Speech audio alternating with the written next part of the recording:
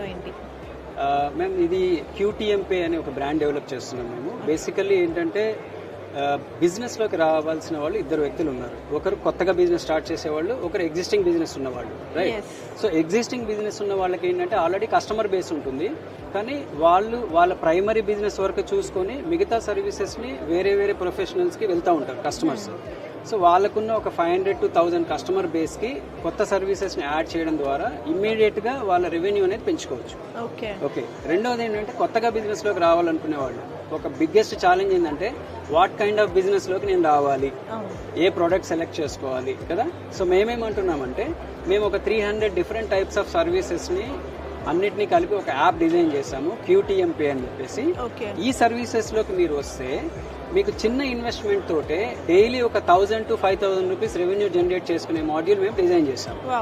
So ఒక కొత్తగా entrepreneur అవ్వాలనుకున్న వ్యక్తికి స్టాక్ మేనేజ్మెంట్స్ ఈ ఇష్యూస్ ఏమీ లేకుండా సింపుల్గా సర్వీసెస్ని ప్రొవైడ్ చేయడం ద్వారా కూడా వాళ్ళు డైలీ ఒక 1000 to 5000 రూపీస్ రెవెన్యూ జనరేట్ చేసుకోవచ్చు. ఇది మా మోడల్.